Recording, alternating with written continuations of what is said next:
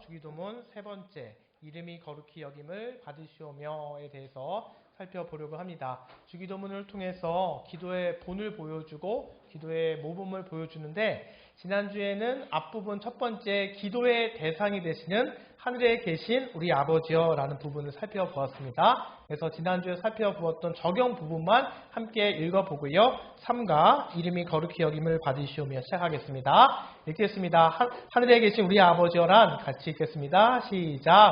하나님은 하늘에 계신 분이며 권세를 가지신 분이고 초월성을 가지신 분이지만 우리에게 친밀한 아버지가 되시는 분이다. 우리는 우리를 도우실 능력이 있는 하나님 아버지께 기도를 드린다. 아멘. 그러니까 우리가 하나님 앞에 우리가 기도를 하는데 기도의 대상이 되시는 분은 하늘에 계신 초월적인 그러나 우리의 아버지가 되시는 그분께 우리가 기도를 하는 것이다 라는 부분 우리가 같이 살펴보았고요.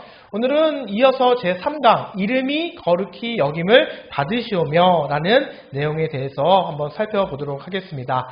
우리 모두는요, 여러분 다 무엇이 있어요? 다 이름을 가지고 있습니다. 그래서 사람의 이름은요, 누가 지어줘요? 대부분 부모님이. 저 같은 경우는 할아버지가 지어주셨는데, 사람의 이름은요, 부모가 자녀에게 갖는 기대감을 부여하면서 지어준 이름입니다.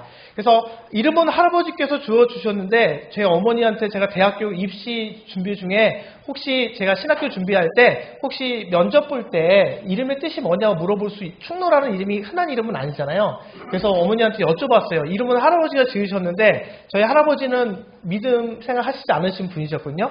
그런데 그때는 몰랐는데 저희 어머니가 이름 뜻이 뭐냐고 어머니께 여쭤봤더니 그러더라고. 충노는 뭐냐?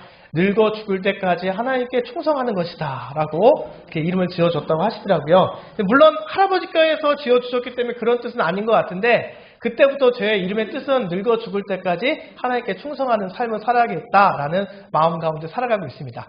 그러니까 우리가 저희 아들 이름 같은 경우는 제가 그 당시 모시던 목사님께 이름을 지어달라라고 부탁을 드렸거든요. 그래서 하람이, 예람이 첫째 아이를 가질 때 두 아이 이름을 주셨어요. 그래서 하람이, 예람이 이렇게 주셨습니다. 그러니까 첫째 이름만 지어달라고 했는데 둘째 이름까지 주신 거예요. 그래서 다 아시다시피 하나님의 사람 하람이, 그 다음에 예수님의 사람 예람이 그 이름 딱 지어놓고 둘째까지 생겼는데, 문제는 뭘까요?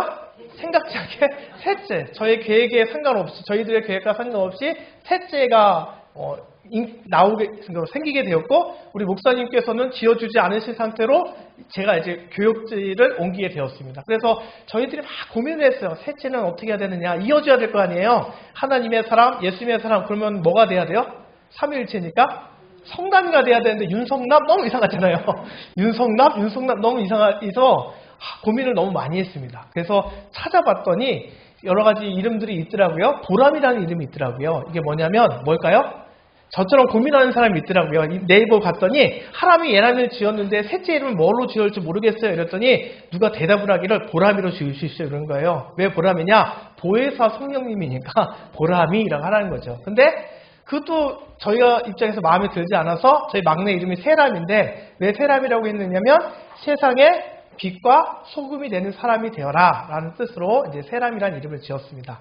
그러니까 사람의 이름은요, 결국 자신이 짓는 게 아니라 누가 짓는 거예요? 부모나 지인을 통해서 어떤 기대감을 부여하면서 지어주는 이름을 우리가 갖게 되는데, 하나님의 이름은 그런데 그렇게 지어지나요?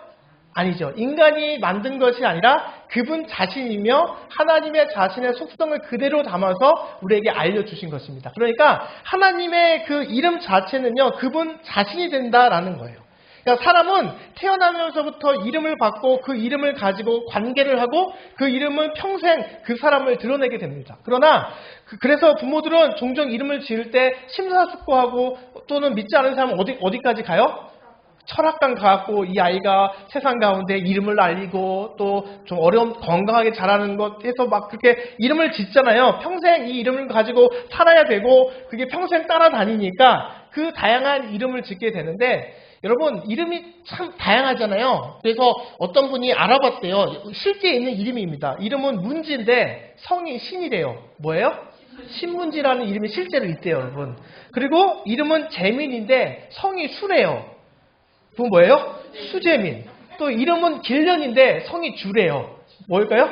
죽이련. 이런 이름이 실제 있다고, 저는 뭐 확인은 안 되는데 실제 그런 게 있다고 합니다. 그래서 뭐 해자인데 성이 피씨, 그래서 이름이 피해자, 뭐 이렇게 다양한 이름을 가지고 살아갈 정도로 이렇게 있는 이름. 그럼 이런 분들은 되게 어떻게 해야 돼요, 여러분? 개명하잖아요. 너무 놀림당하고 이럴 때 개명을 하는데, 어찌되었건 이렇게 특이하게 이름을, 뭐 옛날에 조선시대 때는 뭐 똥년이 뭐 이런 거 이런 이름을 왜 지었는 거예요?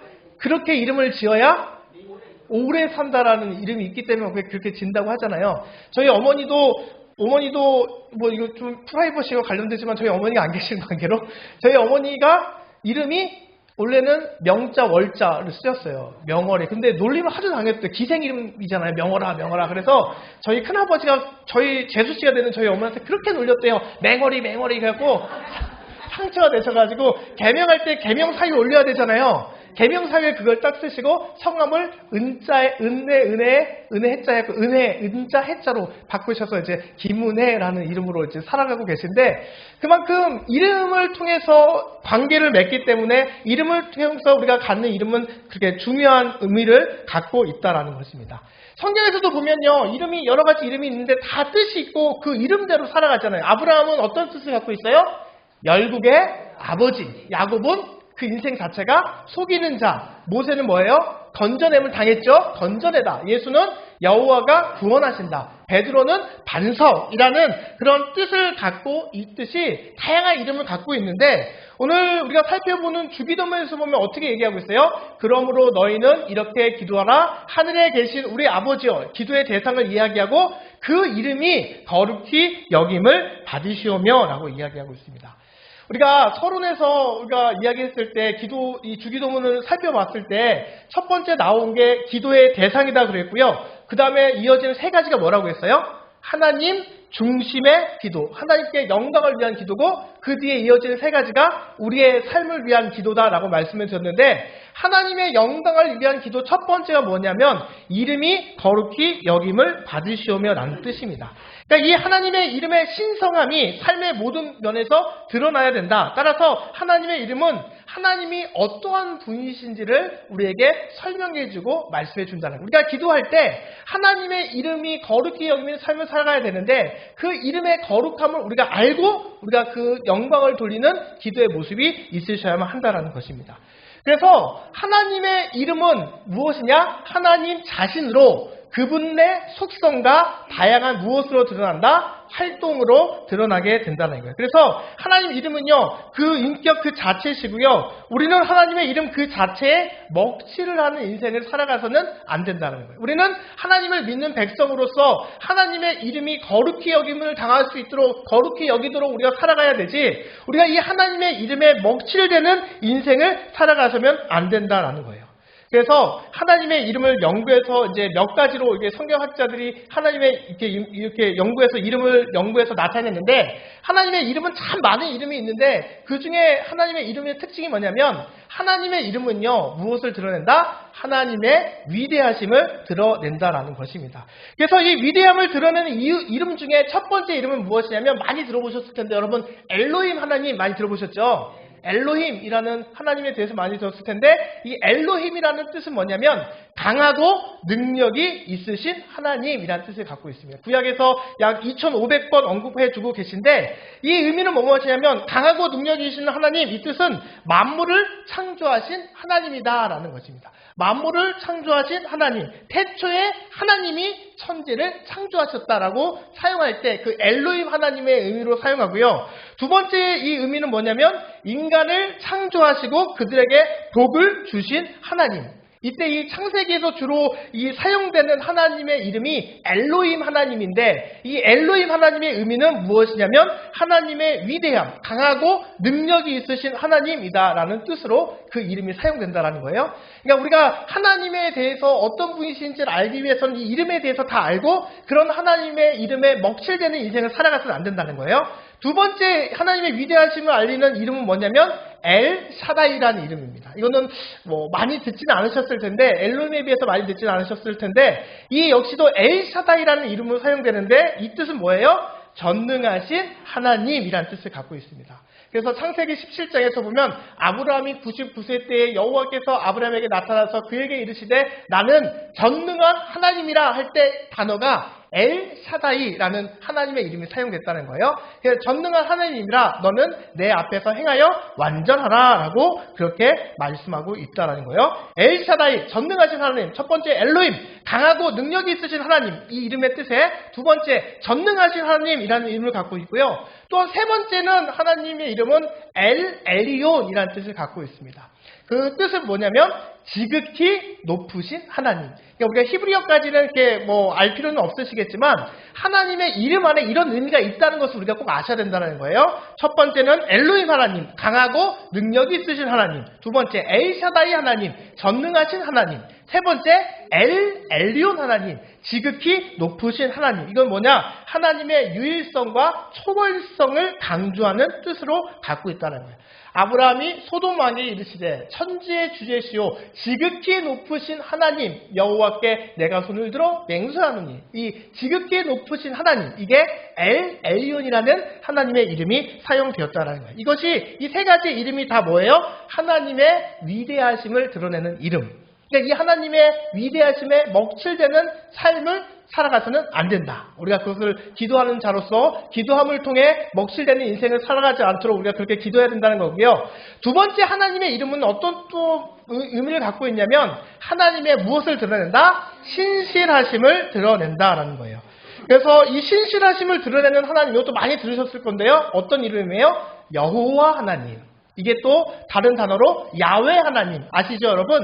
여호와 하나님, 야훼 하나님. 이게 이 하나님의 신실함, 거짓이 없으신 하나님이라는 의미를 갖고 있는데 그 뜻이 뭐예요? 여호와 하나님은 스스로 계시는 하나님이 된다라는 거예요. 여호와 하나님. 그래서 제일 유명하게 사용되는 부분이 지금 출애굽기 3장 14절에서 말씀했처럼 하나님이 모세에게 이르시되 나는 스스로 있는 자이다. 이때 쓰여진 단어가 여호와 하나님이에요. 스스로 계시는 우리 하나님의 의미로서 사용된다는 거예요. 그래서 여호와 하나님을 말할 때는요, 크게 또 세 가지를 이야기해요. 여호와 하나님의 의미, 스스로 계시는 하나님이기 때문에 이 하나님은 어떤 분이시냐면 영원하신 하나님이다라는 의미를 갖고 있어요. 여호와 하나님은 스스로 계시는 하나님의 뜻인데 스스로 계시는 하나님이시기 때문에 영원하신 하나님. 신명기 33장 27절에 보면 영원하신 하나님이 내 처소가 되시니 그의 영원하신 팔이 내 아래에 있도다. 그가 내 앞에서 대적을 쫓으시며 멸하리라 하시도다 할 때 이 스스로 계시는 하나님의 의미가 영원하신 하나님. 그리고 스스로 계시기 때문에 우리 하나님은 또 어떤 하나님의 의미를 갖고 있냐면 불변하신 하나님이에요. 불변하신 하나님. 그러니까 스스로 계시니까 변한다 안 변한다? 변하지 않는다. 교재에 나와 있지 않을 텐데 이렇게 써주시면 좋을 것 같아요. 그래서 나 여호와는 변하지 아니하느니 라는 단어로 쓰이고, 세 번째는 무엇이냐면 현존하시며 관계하시는 하나님이라는 의미를 갖고 있어요. 그러니까 여호와 하나님이라는 의미는 스스로 계시는 하나님인데 스스로 계시기 때문에 영원하시고 불변하시고 현존하시며 관계하시는 하나님의 의미로 갖고 그런 의미를 갖고 있다라는 사실을 우리가 기억하셔야만 한다는 거예요. 그래서 여호와 하나님의 이름이 사실 우리에게 가장 친숙한 하나님의 이름인데 그 여호와 하나님은 거짓이 없으시다. 우리가 약속하시는 것은 반드시 지키시는 분이시고 변하지 않으신 분이시고 우리의 약속은 영원토록 우리와 함께하는 것이고 지금 역시도 살아계셔서 우리와 관계하시며 응답해 주시는 하나님, 그게 여호와 하나님이라는 그 이름 가운데 담겨져 있다는 거예요. 그리고 잘하시는 이름 또 여호와 이레라는 이름이 있죠. 이 이름은 뭐예요? 미리 보고 준비하시는 하나님이라는 의미입니다. 창세기 22장 14절에 아브라함이 그 땅 이름을 여호와 이레라 하였다라고 얘기하고 있듯이 하나님의 신실하심의 이름을 나타내는 증거로 여호와 이레. 처음에는 여호와 이 자체로 가지고 스스로 계시는 하나님인데 그 다음에 갖고 있는 이름이 그 하나님은 미리 보고 준비하신 하나님이다. 여호와 이레라는 뜻을 갖고 있고요. 세 번째, 하나님의 신실하심을 드러낸 이유 중에 잘 알고 계시죠? 여호와 라파. 이 하나님이 임하시기를 간절히 소망합니다. 우리 영광교회에 정말 필요하신 하나님이신 것 같아요. 여호와 라파의 하나님이 우리 영광교회 가운데 임하기를 바라는데 이 여호와 라파의 하나님의 이름이 무엇이다? 치료하시는 하나님이에요. 그러니까 우리가 하나님께 기도할 때 여호와 라파 하나님께 기도하셔야 된다는 거예요. 우리의 육신의 연약함, 마음의 정말로 상처들이 치료받길 원하신다면 여호와 라파의 이름을, 하나님의 그 이름을 부르시며 주여 나의 육신의 몸, 육신의 연약함 치료하여 주시옵소서. 여호와 라파 하나님의 은혜가 임하기를 원합니다 라고 우리가 그렇게 고백할 때, 그 주님의 이름을 고백할 때 주님의 그 이름대로 우리에게 역사하여 주신다라는 사실을 우리에게 말씀해 주고 있습니다. 그리고 네 번째, 여호와 니시 하나님이에요. 이게 무슨 뜻이에요?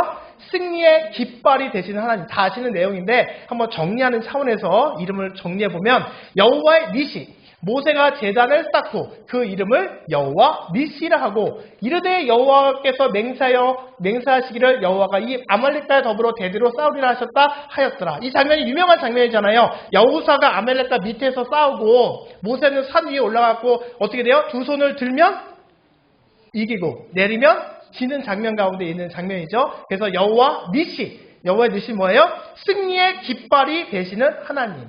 그러니까 우리의 인생을 승리케 해주시는 하나님. 깃발을 통해 우리가 따라가잖아요. 그 깃발을 통해 우리가 그 승리의 길로 따라가는 하나님의 의미로 여호와 니시 하나님 갖고 있고요. 그 다섯 번째로는 어떤 이름이냐? 이거는 잘 사용하지는 않지만 여호와 삼바의 하나님이라는 거예요. 상황과 현실 속에서 계시는 하나님. 또 여섯 번째, 또 우리가 잘 익숙하게 듣지는 않지만 여호와 치드게누라는 하나님. 우리의 의로움이 되시는 하나님. 그러니까 이 앞에 우리가 원어까지는 모르셔도 되는데 그 뒤에 의미는 꼭 아셔야 돼요, 여러분. 하나님의 이름 가운데 이런 의미가 있고 이런 하나님 가운데 우리가 하나님께 부르짖는다는 거예요. 하나님은 우리의 의로움이 되신다. 여호와 치드게누. 그의 날에 유다는 구원을 받겠고 이스라엘은 평안히 살 것이며 그의 이름은 여호와 우리의 공이라 일컬음을 받으리라 라고 말씀하셨듯이 우리의 의로움이 되시는 하나님이 여호와 치드케누라는 뜻에 담겨져 있고 마지막 여기는 우리가 많이 들었죠. 여호와 살롬. 어떤 하나님이며 평강의 하나님이라는 겁니다. 기드온이 여호와를 위하여 거기서 제단을 쌓고 그것을 여호와 살롬이라 하였더라. 그것이 오늘까지 아비에셀 사람에게 속한 오브라에 있더라. 여호와 샬롬. 우리 하나님은 어떤 하나님이다? 평강의 하나님이라는 거예요. 그러니까 이 일곱 가지 이름은 하나님의 무엇을 드러낸다? 신실하심을 드러내는 이름이다라는 거예요. 그리고 세 번째, 하나님의 이름에 어떤 의미가 있냐면 세 번째는 하나님의 이름인 하나님은 주님이시며 구원자가 되심을 드러나는 이름이에요. 그래서 하나님이 주인이라는 것은 뭐냐면 아도나이. 우리가 주님 할 때, 주여 할 때 사용하는 단어가 아도나이라는 뜻입니다. 이 뜻은 뭐예요? 우리 삶의 주인이 되시는 하나님, 인간의 생사화복을 주관하시는 하나님. 이게 바로 주님이라는 거예요. 그러니까 우리가 그냥 주님, 우리가 이렇게 기도하지만 이 주님이라는 아도나이라는 이 뜻에는 우리의 삶의 주인이 되시는 하나님이라는 뜻을 가지고 있다는 것입니다. 그래서 내가 여호와께 아뢰되 주는 나의 주님이시오니 주밖에는 나의 복이 없도다 하였나이다. 주님밖에는 나의 복이 없도다 하였나이다. 그리고 시편 16편에서 주께서 생명의 길을 내게 보이시리니 주의 앞에는 충만한 기쁨이 있고 주의 오른쪽에는 영원한 즐거움이 있다. 그러니까 주님께서 생명의 길을 내게 보이시리다. 모든 인간의 생사화복을 주관하시는 주님이시다. 주님 앞에 충만한 기쁨이 있다라는 의미로 아도나이라는 의미를 사용하고 있다는 거예요. 또 우리가 잘 아는 이름 임마누엘은 뭐예요? 뜻? 우리와 함께 하신다. 함께 하시는 구원자 하나님의 이름을 갖고 있어요. 주님이시며 구원자이심을 드러내는 이름 임마누엘의 뜻을 갖고 있다는 거예요. 보라 처녀가 잉태하여 아들을 낳을 것이요 그의 이름을 임마누엘이라 하리라 하셨으니 이를 번역한즉 하나님이 우리와 함께 계십니다 라는 의미로서 사용된다는 거예요. 그러니까 하나님의 이름은 크게 세 가지의 의미를 갖고 있는데 하나님의 위대하심을 드러내고 하나님의 신실하심을 드러내고 그 다음에 하나님의 주인이시며 우리의 구원자가 되시는 드러내는 이름으로서의 의미, 이 여러 가지 크게 세 가지 의미를 가지고 있고 그 안에 각가지의 그 뜻을 우리에게 분명히 말씀해주고 있습니다.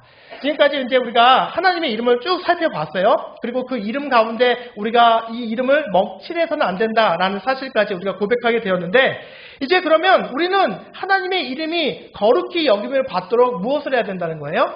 기도하셔야 한다는 거예요. 우리가 앞서 정리했던 그 하나님의 이름에 먹칠이 되지 않도록 하나님의 이름이 거룩히 여김을 받도록 기도해야 된다라고 예수님께서 우리에게 가르쳐 주셨다는 거예요. 그러니까 우리가 그 기도를 통해서 하나님께 영광을 돌리는 그 기도를 통해서 기도의 능력을 받아서 하나님과 함께함을 통해서 우리가 믿는 자로서 하나님의 백성으로서 주의 자녀로서 이 땅 가운데 주의 이름에 영광 돌리는 거룩히 여김을 받는 인생을 살아가야지 우리가 먹칠하는 인생을 살아가서는 하나님의 은혜 있는 삶, 응답받는 삶을 살아갈 수가 없다는 거죠. 여러분 입장 바꿔서 내 이름을 먹칠하고 있는 그에게 은혜를 줄 수 있을까요? 없을까요? 은혜를 줄 수가 없죠. 먹칠하고 있는 사람한테 어떻게 은혜를 주겠어요? 그러니까 이름이 거룩히 여김을 받으시오며 하나님께서 영광을 받으시오며 주님의 그 이름이 정말 먹칠되지 않는 인생이 되도록 우리가 기도하셔야만 한다라는 거예요. 그러면 제가 항상 거룩이라는 단어를 많이 말씀을 드렸는데 거룩이라는 단어가 뭐예요? 제가 많이 말씀드렸죠. 거룩이라는 뜻이 뭐라고 했어요? 네? 구별되는 것. 네, 맞습니다. 거룩이란 무엇이냐? 구별됨 또는 다름이라는 뜻을 갖고 있습니다. 그러니까 이 거룩이라는 것은 일상적인 사용이 아니라 오직 하나님의 이름을 위해서 구별되는 거예요. 그러니까 내가 하나님의 이름에 먹칠하지 않기 위해서 믿는 자로서 하나님의 이름을 먹칠하지 않기 위해서 주님의 이름을 위해서 내가 어떻게 하는 거예요? 구별된 삶을 살아간다는 거예요. 그래서 구별됨으로 우리가 도저히 정말로 낙심하고 절망할 수밖에 없는 상황 속에서도 하나님의 이름에 먹칠하지 않기 위해서 거룩히 하나님께 영광을 돌리기 위해서 구별된 삶을 살아가야 되는 이유가 무엇이냐면 하나님의 이름을 위해서 구별되기 위해서 우리가 그렇게 구별되어 산다라는 거예요. 우리가 믿음의 백성들 뭐라고 얘기해요? 두 글자. 성도 하죠. 성도. 거룩한 백성들. 우리 예배당을 다른 말로 어떻게 뭐라고 해요? 우리를 성전. 그 다음에 우리가 예배할 때 사용하는 여러 물건들이 있잖아요. 그걸 뭐라고 얘기해요? 성물이라고 얘기하죠. 거룩한 물건들, 구별된 물건들, 주를 위해 사용되기 위해서 구별되는 것들. 이게 바로 거룩이라는 의미에 담겨진 뜻이라는 것입니다. 그리고 두 번째 거룩이란 무엇이냐면 하나님은 자신의 피조물로부터 구별되셔서 자신의 위엄을 드러내신다는 거예요. 이것은 뭐냐? 하나님이 우리의 아버지이시긴 하시지만 어디에 계신 분이라는 거예요? 하늘에 계신 분이라는 거예요. 피조물로부터 어떻게 되었다는 거예요? 구별되어 계신 분. 그러니까 하나님은 신실하신 분, 하나님께서는 영원하신 분, 하나님께서는 전지전능하신 분을 드러낸다는 거예요. 거룩히 하나님의 거룩함을 드러내는 인생, 하나님은 우리 인간들과는 전혀 다른 구별되어진 존재임을 드러내는, 이게 바로 거룩이라는 단어 가운데 있다는 것이죠. 그래서 이 단어로 사용된 게 출애굽기 15장 11절을 보면 여호와여 신중에 주와 같은 자가 누구니까? 주와 같이 거룩함으로 영광스러우며 찬송할 만한 위엄이 있으며 기이한 일을 행하는 자가 누구니까? 인간 중에 있다는 거예요? 없다는 거예요? 없다는 거예요. 하나님과 우리는 차원이 다른 거룩함으로 피조물과는 구별된 영광 받으실 존재가 된다. 하나님의 위엄을 드러내는 그 단어의 뜻이 거룩이라는 단어 가운데 있다는 거예요. 그렇기 때문에 우리들과는 구별되기 때문에 그분에는요 죄의 존재가 없고요 그분에게는 죄를 찾아볼 수가 없다라는 말씀을 우리에게 이야기해 주고 있습니다.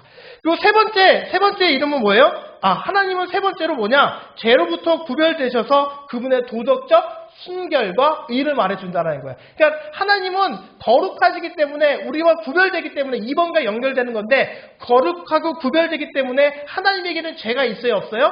죄가 없다. 죄로부터 완전히 구별되어 있는 존재. 모든 인간은 죄가 있어요? 없어요? 있지만 하나님은 죄가 없으신 분, 죄를 찾을 수 없는 분이다.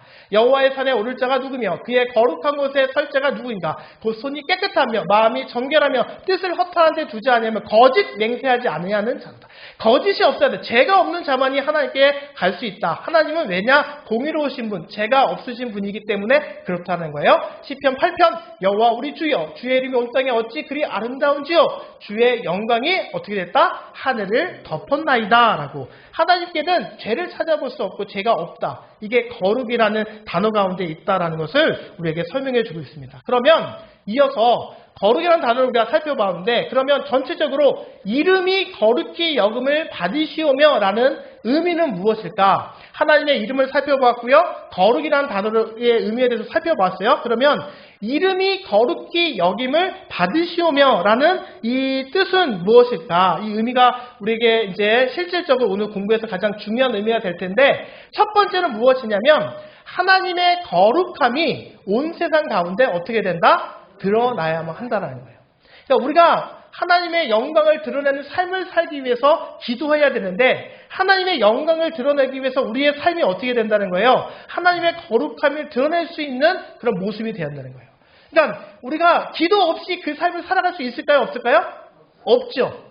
기도함을 통해서 성령의 충만함을 통해서 하나님의 거룩함, 하나님의 그 정말 구별된 삶을 온 세상에 드러내야 된다는 것이 이름이 거룩히 여김을 받으시오며라는 뜻에 담겨져 있다는 거예요. 그러니까 우리가 무엇을 간구하고 무엇을 원하고 무엇을 응답받기를 바라시든지 간에 그것을 통해서 우리가 드러내야 될 것은 첫 번째 무엇이다? 하나님의 거룩함이 온 세상 가운데 드러나는 우리의 간구가 되어야 되고 기도의 제목이 되셔야 그 기도가 올바른 주님께서 원하시는 기도가 된다는 거예요. 거룩하신 하나님이 자신의 피조물을 통하여 거룩하게 보이시고 거룩하게 대우받기를 원하는 열망을 표현하는 뜻이 된다는 거예요. 그런데 우리가 정말로 하나님을 그렇게 망령되이 이따 살펴보겠지만 망령되이 일컫는 삶을 살아가게 되면 하나님의 거룩함을 드러내는 기도가 될까요? 안 될까요? 될 수가 없다는 거죠. 그러니까 우리의 기도의 첫 번째는 무엇이가 되냐면 하나님의 거룩함이 온 세상 가운데 드러날 수 있는 기도가 되셔야만 한다는 거예요. 그래서 말씀에서 보면 레위기 10장 3절에서 보면 모세가 아론에게 이르되 이는 여호와의 말씀이라 이르시기를 나는 나를 가까이 하는 자 중에서 내 거룩함을 나타내겠고 온 백성 앞에서 내 영광을 나타내리라 하셨느니라. 아론이 잠잠하니 라고 얘기하고 있고 에스겔에서 보면 여러 나라 가운데 더럽혀진 이름 곧 너희가 그들 가운데 더럽힌 나의 큰 이름을 내가 거룩하게 할지라. 내가 그들의 눈앞에서 너희로 말미암아 나의 거룩함을 나타내리니 내가 여호와인 줄 여러 나라 사람이 알리라. 주 여호와의 말씀이니라. 그러니까 이 거룩함을 드러내야 된다는 거예요. 거룩함이 온 세상 가운데 드러날 수 있도록 우리가 그런 기도를 하라는 뜻에서 예수님께서 이 이름이 거룩히 여김을 받으시오며 라는 그런 기도를 할 것을 우리에게 당부해 주셨다는 것입니다. 그리고 두 번째 의미는 뭐냐면요. 이름이 거룩히 여김을 받으시오며라는 뜻은요. 우리가 행하는 모든 일은 그분의 무엇을 영화롭게 해야 된다? 이름을 영화롭게 해야만 한다라는 것입니다. 그러니까 이 기도는 우리의 삶 속에서 하나님을 최상의 존귀함으로 대한다는 거예요. 우리가 그분의 거룩함을 인식하고 거룩함에 걸맞는 존중과 존경을 드려야만 한다는 겁니다. 우리가 모든 일, 그분의 일을 영화롭게 위해서 오직 하나님께 영광을 돌리는 기도로서 우리가 기도의 삶을 살아가셔야만 우리의 기도 가운데 능력이 나타나게 된다. 그러니까 우리를 통해서 하나님의 영광을 드러내야 된다. 하나님의 이름이 정말 거룩하게 구별되어질 수 있도록 정말 하나님의 능력이 모든 믿지 않는 백성들에게 드러나는 그런 기도를 하셔야만 한다는 것이죠. 그래서 이와 관련해서 크레이 키너라는 분이 이렇게 얘기했어요. 사람이 미래에 하나님의 이름을 거룩하게 되도록 진정으로 구할 수 있는 것은 현재 삶에서 그것을 가치 있게 여기는 것처럼 사는 경우뿐이다. 그러니까 우리가 이 기도 자체, 현재의 기도 자체가 진정으로 하나님께 영광을 돌리는 기도의 모습이 되어야 하나님의 정말로 구별된 모습을 우리가 고백할 수 있다는 거예요. 그러니까 우리가 실제적인 기도의 삶 가운데 하나님의 우리가 하는 모든 일 가운데 그분의 이름을 영화롭게 할 수 있도록 우리가 그렇게 기도하셔야만 한다는 거죠. 그래서 이 기도를 할 때마다 중요한 것은 첫 번째, 주님의 이름을 찬송하고 경배함으로 영화롭게 한다는 거예요. 우리가 힘들고 어렵다 할지라도 절망의 상황 가운데 할지라도 주님의 이름을 찬송하고 경배함으로 하나님께 영광을 돌려야 된다. 우리가 정말 이렇게 사는 것이 사실 어렵지만 우리가 이렇게 살아가기 위해서 하나님께 기도하심이 너무나도 마땅하다. 그래야만 하나님께서 정말로 우리에게 하나님께서 영광을 받으심을 통해서 우리에게 인간에게 주시는 영화로움의 은혜를 누리며 살아갈 수 있게 된다는 것입니다. 시편 86편 12절을 보니까 주 나의 하나님이여 내가 전심으로 주를 찬송하고 영원토록 주의 이름에 영광을 돌리오니 라고 고백하고 있듯이 주님의 이름을 찬송하고 경배함으로 영화롭게 한다. 그리고 두 번째는 뭐예요? 두 번째는 하나님의 이름을 망령되게 하지 않음으로써 영화롭게 한다라는 겁니다. 여기 망령된다는 게 뭘까요, 여러분? 네? 망령된다라는 뜻이 뭘까요? 하나님의 이름을 허황되게 하는 것, 욕보이는 것, 헛되게 하는 것. 거룩하신 하나님의 그 이름을 헛되게 하고 욕보이게 하는 것을 망령된다라고 하는 것인데, 그 하나님의 이름을 망령되지 않도록 함으로써 영화롭게 하나님께 영화로움을 드려야 된다는 겁니다.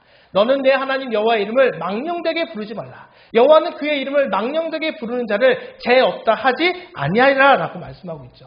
그러니까 우리의 모든 행실이 하나님께 영광, 영화로움을 두르는 모습이 돼야 되는데, 첫 번째는 주님의 이름을 찬송하고 경배함으로 영화롭게 기도할 때마다 드려야 되고, 두 번째는 하나님의 이름을 망령되지 않게 함으로써 영화롭게 해야 되고, 세 번째는 뭐냐? 거룩하신 하나님이 받으실 만한 거룩한 삶을 통해서 영화롭게 하셔야만 한다는 거예요.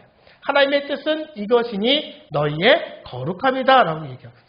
여러분, 구별되게 살아가는 것은요, 하나님께서 우리를 향해서 원하시는 뜻이 된다는 거예요. 우리가 그분의 뜻을 따르는 삶을 살려면 하나님의 이름이 거룩히 여김을 받으셔야 되는데, 우리의 모든 삶의 영역에서 주님의 이름이 우리의 삶을 통해서 그분의 위대함이 드러나야 된다는 거예요. 그러니까 믿지 않는 사람들이 저 사람은 뭔데 저런 어려운 가운데에서도 저렇게 기뻐하고 저렇게 담대한 삶을 살아갈 수 있을까? 하나님을 믿는 자는 달라도 역시 다르구나. 우리의 삶의 모습이 그렇게 드러나셔야만 한다는 것입니다. 제가 언젠가 말씀드렸죠. 제 자랑 같지만 더 이상 말씀하지 않겠다고 얘기했지만, 제가 군대에 있을 때 믿지 않던 제 동기가 있었는데, 그 동기가 저를 통해서 하나님을 지금 부산에 사는 친구인데 하나님을 영접했습니다. 영접하면서 그 친구가 얼마나 군생활 힘들게 했었겠죠. 그러니까 그 친구는 군생활 참 잘하는 친구였고, 저는 그에 반해서 군생활 자체는 잘 못하는 저는 그 사람은 그 친구는 저보다 한 살이 많고 사회 경험도 많은 상태로 군대에 왔기 때문에 군생활 잘했고, 저는 공부만 하다가 군대를 갔기 때문에 군생활 잘했을까요? 못했을까요? 네, 그래도 너무 심하게 또 바로 네, 군생활 못한 건 맞는데, 네, 너무 바로 얘기하시니까, 네, 군생활 못했습니다. 잘 못했어요. 그러니까 열심히 했는데 이렇게 잘 못했어요. 제가 또 융통성도 없단 말이에요. 교회에서는 거기서는 좀 융통성도 있고 그래 못했는데, 여러분, 그 친구가 사랑받았을까요? 제가 사랑받았을까요? 제가 사랑받았습니다, 여러분. 제가 사랑받았어요. 왜 사랑받냐면, 고참 중에 하나가, 얘는 일은 진짜라는 다른 말은 세상 용어를 썼어요, 군대에서. 얘는 진짜 일은 못하는데 미워할 수가 없네? 이러면서 되게 저를 이뻐해 주셨어요, 고참들이. 그러니까 제 동기가 얼마나 힘들었겠어요. 같은 내무실에 있으면서 힘들고 어렵고, 군생활 자체도 힘들고 어려운데, 아무튼 그런 상황 가운데 있는데, 저의 모습 가운데 봤을 때 자기보다 군생활을 못하는데, 아무튼 사람들한테 인정받는 모습을 보면서 제가 똑같이 힘든 것 같은데 제가 그래도 힘들어하지 않고 잘하는 모습을 보면서 그 친구가 저를 살펴봤는데, 제가 이제 교회에 열심히 다니고 믿음 생활하는 모습을 본 거예요. 그러면서 같이 영접을 하면서 그 친구가 저한테 뭐라고 얘기했냐면, 충노야, 나는 너를 통해서 하나님을 봐. 제가 이런 목사입니다, 여러분. 그런 이야기를 제가 이런 얘기 안 했는데 처음인가요, 여러분? 했었죠? 안 했나요? 이렇게 겸손해요, 제가. 여러분. 진작에 자랑했어야 되는데. 네. 그렇게 이름을 들었는데, 그렇게 보일 수 있었던 이유는 뭐냐면, 제가 군생활 안에서 정말로 제 삶 자체가 좀 달랐던 모습, 정말로 제가 손해보더라도 그 가운데 어려움을 당하더라도 다른 모습을 보이는 통해서 믿지 않는 사람들에게 하나님을 믿는 얘는 다르구나라는 사실을 알게 됐다는 거죠. 우리가 그러한 삶을 살아가야만 한다는 거예요. 그런 기도 생활을 하셔야만 한다는 거예요. 여기 계신 분들도 다 그런 이야기 한 번쯤 다 들어보셨을 텐데, 그러한 삶이 한 사람에게만 증거되는 것이 아니라 모든 이들에게 증거되실 때, 그런 삶을 살기 위해 우리가 기도할 때, 이름이 거룩히 여김을 받게 해달라는 그런 기도의 삶을 살아갈 때 우리들이 진실로 어떻게 된다는 거예요?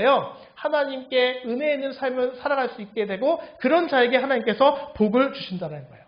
그러니까 거룩함이 억지로 되는 것이 아니라 그 거룩함 자체가 우리의 생활 방식이 돼야 된다는 거죠. 우리의 생활 방식. 그러니까 우리의 매일 보는 눈, 입술, 귀, 무슨 생활을 함에 있어서 동기, 태도, 훈련, 어떤 열정 등 모든 삶의 방식이 구별시키는 삶의 습관을 우리가 키워서 우리의 구별된 삶을 통해서 하나님을 공경하는 것이 그분의 이름을 거룩히 여기는 인생이 되어야 된다는 거예요. 입술 가운데에서도 세상의 사람들과 똑같은 말을 쓰면 될까요? 안 될까요? 좋은 일이 생겼어요. 아우, 재수 있었어. 오늘 재수 좋았어. 사람들은 그렇게 얘기할지라도 우리는 뭐라고 얘기해야 돼요? 하나님의 은혜구나. 우리가 매사에 그렇게 고백할 수 있어야 된다는 거예요. 입술 가운데 구별된 모습을 보여야 되고 우리의 눈을 통해서도 우리가 어떻게 된 거예요? 정말 별거 아닌 것 같지만 너무나도 아름다운 하나님의 세계 너무 가식적으로 보이시네요. 네. 그러니까 아무튼 그런 모습 믿지 않는 이들에게 그런 거룩함이 우리의 생활 방식 속에 드러나며 살아가는 것이 이름이 거룩히 여김을 받게 하옵시며라는 이름의 고백 가운데 담겨져 있다는 거예요. 우리가 그런 기도를 하고 그런 모습으로 살아갈 때 우리의 그 기도가 실질적으로 응답을 받게 된다는 거예요. 또 여러 가지 있죠. 나의 사업을 통해서, 나의 물질을 통해서, 나의 취미생활을 통해서, 나의 친구들과의 관계를 통해서, 나의 말을 통해서, 그리고 나의 모든 일상을 통해서 하나님의 존귀하신 이름을 존중받도록 하는 삶을 살아가도록 우리가 그렇게 기도하셔야만 한다는 거예요. 여러분 이런 기도 하십니까? 맨날 하나님께 달라고 막 그런 기도는 정말로 세계 1등으로 다 기도하실 텐데 여러분 이런 기도에 대해서 꼭 하셔야 된다는 거예요. 예수님께서 이런 기도를 하라고 말씀하셨다는 거예요. 그렇다고 여러분 신방 가셔서 기도 제목 달라고 할 때요. 저한테는 다 말씀하셔도 돼요. 제가 어디 신방을 갔더니 이걸 받고 차마 너무 인간적인 육신적인 기도의 제목을 낼 수 없어요라고 말씀하신 분이 있어서 내가 말씀을 드리는데 너무 공부를 열심히 하셨나 봐요. 그래 구혜씨도 말씀을 드리는데 목사는 중보 기도를 해야 되니까 그런 어려움에 대해서 기도를 해야 되지만 그 개인적인 기도는 이런 기도를 하겠지만 그런 기도의 제목 같은 것들 다 목사에게는 말씀을 하시는 게 마땅합니다. 목사가 그래야 목사가 될 수 있어요. 온전한 목사가 될 수 있습니다. 온전한 목사를 세워주는 길은 우리 각자의 기도의 제목을 다 알려주는 거예요. 주변에 어려운 성도의 알림을 주시는 겁니다. 열심히 피곤하실까봐 연락하지 마 그거 아니라 열심히 알려주셔야 돼요. 그래야 목사가 목사의 역할을 감당할 수 있습니다. 그렇잖아요. 여러분 어떤 성도가 어려움을 당하고 있는데 그 성도가 제가 목양의 책임을 하나님께서 맡기셨는데 저는 인간이고 연약한지라 말하지 않으면 모르잖아요. 그런데 하나님 입장에서는 그게 핑계가 되지 않아요. 핑계가 되지 않고 뭐가 될까요? 너는 너의 목양한 양의 어려움도 알지 못했느냐. 그러면 저 하나님께 상 받을까요? 벌 받을까요? 네. 그러니까 저한테 기도 제목을 안 알려준다는 것은 저 피곤할까봐 안 알려준다는 것은 인간적인 동기인식가 되겠지만 영적으로 보면 제가 하나님 앞에 어떻게 되는 거예요? 벌받게 하는 거예요? 칭찬받게 하는 거예요? 벌받게 하는 거예요. 그러면 목사를 벌받게 하는 게 옳은 일이에요? 칭찬받게 하는 게 옳은 일이에요? 그러면 어떻게 해야 돼요? 개인적인 기도의 제목을 그냥 10개, 20개고 주십시오, 여러분. 그러면 제가 열심히 그 기도를 가지고 기도하고 함께 이 교회가 이렇게 더욱더 작은 틈으로 빛을 비추는 교회가 세워져 나갈 수 있다는 거예요. 그런데 우리 각자의 기도는 어떤 기도가 먼저 돼야 된다? 하나님께 영광을 돌리는 기도의 모습이 되셔야만 한다는 거예요. 그래서 이혜인이라는 시인자 분은요 이렇게 얘기해요. 거룩하게 산다는 것은 거창한 것이 아니라 살면서 각자 기초적인 것을 열심히 하는 것이다. 믿음의 백성으로서 마땅히 해야 될 것을 하는 게 거룩하다는 거예요. 우리가 그렇게 살지 못하니까 그렇게 사는 게 특별해 보이지만 그렇게 그냥 기초적인 삶을 살아가는 것을 말한다는 것이죠. 그리고 네 번째, 하나님의 말씀하신 진리에 따라 행함으로 영화롭게 한다는 겁니다. 이름이 거룩히 여김을 받으시오며라는 의미에는 그런 뜻이 있다는 거예요. 하나님의 말씀하신 진리에 따라 행함으로 영화롭게 한다는 거예요. 하나님의 말씀의 순종함을 통해 정말로 그 말씀의 따름을 통해서 하나님께 영광을 돌리는 것이 이름이 거룩히 여김을 받으시오며라는 뜻에 담겨져 있고요. 마지막으로 어떤 의미냐? 어떠한 상황 속에서 또 하나님의 성품과 활동을 신뢰함으로 영화롭게 한다는 거예요. 잠언 30장 9절 혹 내가 배불러서 하나님을 모른다 여호와가 누구냐 할까 하오며 혹 내가 가난하여 도둑질하고 내 하나님의 이름을 욕되게 할까 두려워함이니이다 라고 고백하고 있죠. 어떠한 상황 속에서도 어떻게 해야 된다는 거예요? 하나님의 신뢰하고 우리의 믿음이 흔들리지 않는 모습을 통해서 하나님께 영화롭게 올리는 것이 거룩하신 하나님의 이름을 이 땅 가운데 온전히 세우는 믿음의 모습이 되고 하나님의 이름을 온전히 세워나가는 자의 기도를 또 부하지 않는 것마저도 우리 하나님께서 세워주시고 어떻게 돼요? 지켜주시고 보호해 주시고 인도해 주신다는 거예요. 내 몸이 정말 죽을 것 같아도 어떻게 돼요? 내 몸이 왜 하필 허리를 만졌는지 모르겠는데 죽을 것 같아도 하나님께서 함께해 주심에 이 모든 상황을 감당해낼 줄로 믿습니다. 정말 이게 어렵죠. 정말로 힘든 상황 가운데 낙심하고 있는 사람 가운데는 이 고백이 쉽지가 않아요. 안 아플 때야 할 수 있지만 정말 실질적으로 고통이 찾아오게 되면 그런 기도를 하는 것이 쉽지가 않습니다. 그러나 그런 상황 속에서도 우리가 하나님의 신뢰함으로 정말로 우리가 믿음의 고백을 하게 되면 그 모습을 통해 하나님의 이름이 영화롭게 되고 하나님께서 영화로움을 받게 되니까 영광을 받으시니까 우리들에게 모든 것들을 부족한 부분을 채워주는 역사가 있게 된다는 것입니다. 그러니까 쉽게 정리하면 파스칼 신학자 하나님의 이름을 거룩하게 한다는 것은 하나님을 하나님으로서 대접한다는 것을 의미한다라고 얘기했어요. 그러니까 쉽게 한마디로 정리하면 제가 계속 얘기했는데 하나님 가운데 영광이 되는 삶을 살아가야 된다는 거예요. 그러니까 이름이 거룩히 여김을 받으시오며라는 것은요, 그 거룩하신 하나님의 이름, 그 하나님의 이름에 먹칠하는 인생이 되어서는 안 된다. 하나님 가운데 먹칠되는 삶을 살아서는 안 된다. 우리가 그런 삶을 살기 위해 주님 앞에 기도하는 것이 우선이다라는 것을 우리에게 말씀하고 있습니다. 여러분 다른 거 하나님의 이름부터 시작해서 이것은 우리가 잊어버릴 수 있어요? 잊어버릴 수 있지만 잊어버릴 때마다 하나님이 어떠한 분이신지 오늘 교재를 가지고 찾아보시는데 절대로 우리가 잊어버려서는 안 되는 게 뭘까요?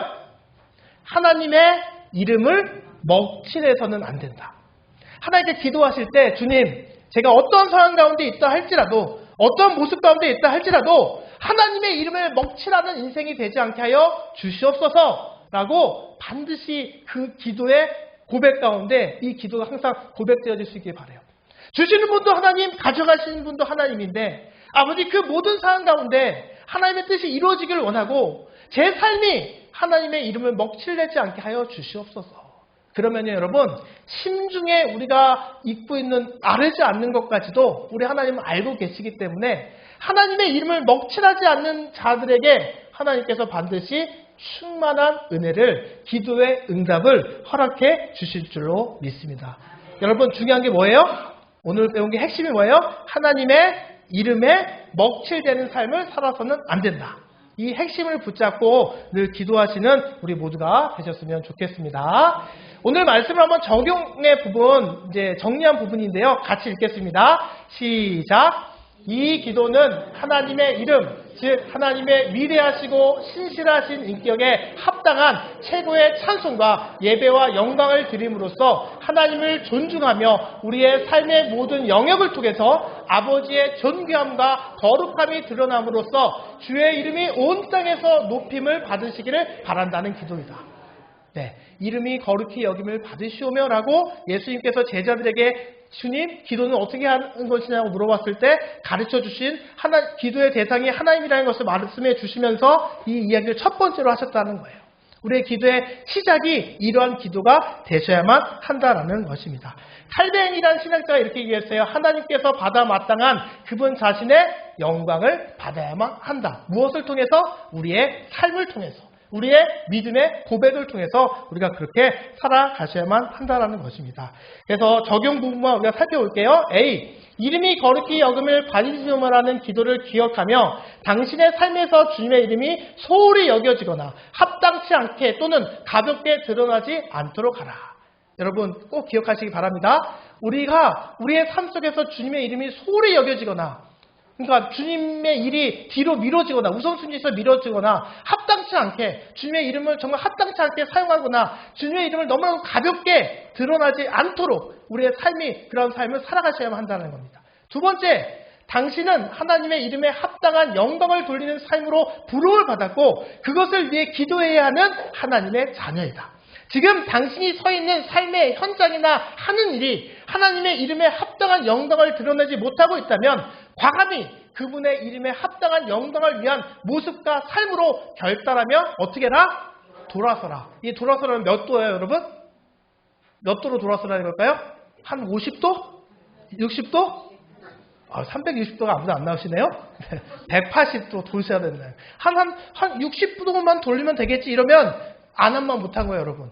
이 뭐 60도까지도 못할 거 아예 하지 말자 그렇게 가지지 마시고 이 양 돌았을 때 어떻게 돼요? 획 돌아서야 돼요. 획. 180도 딱 돌아서는 삶이 하나님께 영광을 돌리는 삶이 된다는 거예요. 그러니까 내 모습 가운데 어정쩡한 예수님이 잡혀 들어갈 때 기도하다가 겟세마네에서 기도하고 내려오셨는데 십자가에 잡혀 들어갔을 때 뒤따라가던 제자가 하나 있었죠? 그게 누구예요?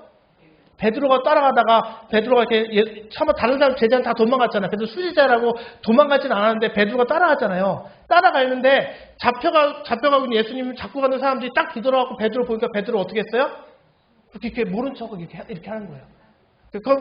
따라가다가 숨고 이 모습은요 도망간 거와 다름없습니다. 엉거지춤이라고 하잖아요. 엉거지춤의 신앙생활을 해서는 안 된다는 거예요. 180도 확 회개하는 모습, 달라진 모습, 거룩히 하나님의 이름을 영광 돌리는 삶을 살아가시는 우리 모두가 되셔야 하는 거예요. 우리가 살아가는 현장 가운데 어떨 때는 하나님의 이름을 거룩히 여기는 삶 같은데 어떤 때는 전혀 그런 모습을 보이지 않는 삶으로 살아가서는 안 된다라는 것을 우리에게 말씀해주고 있고요. 세 번째는 뭐예요? 기도할 때마다 하나님의 절대적인 주권을 깨닫고 그분을 높이며 그분의 위대하심, 신실하심 등 하나님의 성품을 찬양하고 고백하며 하나님의 이름이 얼마나 멋진가를 말씀드려라. 네. 이 고백이 너무 아름답지 않은가요? 하나님의 이름이 얼마나 멋진가를 우리가 고백하는 삶을 살아가셔야만 한다라는 거고요. 마지막 네 번째. 하나님의 이름에 합당한 영광을 돌리기 위해서 삶의 변화가 구체적으로 요구가 된다는 거예요. 그래서 그 요구의 내용이 뭐예요? 그 영역을 한번 살펴보시기 바랍니다. 첫 번째 뭐예요? 예배를 드릴 때마다 최상의 경배를 드리는가. 그러니까 이 부분을 점검해 보시기 바라요. 예배를 드릴 때마다 최상의 경배를 드리는가. 두 번째, 주님의 이름을 날마다 찬송하는 거. 여기서 제일 중요한 게 뭐예요? 날마다 찬송하는가. 힘들고 어려울 때는 모르겠습니다 이거 하고 좋을 때만 찬송하고 있지는 않은가. 세 번째, 죄를 멀리하며 불의와 타협하고 살아가는가. 네 번째, 세상의 가치관을 따르지 않고 구별된 거룩한 하나님의 백성으로 살아가는가. 다섯 번째, 하나님의 말씀을 삶의 모든 영역에서 실천하고 있는가. 마지막 여섯 번째, 하나님께 영광 돌리는 선한 행실이 있는가. 이 6가지의 부분을 한번 점검해 보셔서 이 6가지의 모습 가운데 여기서 한 4가지만 잘하면 합격이겠어요. 그렇죠 여러분? 그럴까요? 나는 그 4가지 정도 됐으니까 한 2가지 정도는 하나님께서 이해해 주시겠지. 요거는 뭐 하나님 아실 거야. 내가 잘 못하는 거 아실 거야. 이해해 주실 거야. 이렇게 살면 되겠죠 여러분? 안 됩니다 여러분. 6가지를 다 지켜 행할 때 하나님께서 온전히 기뻐하실 줄로 믿습니다.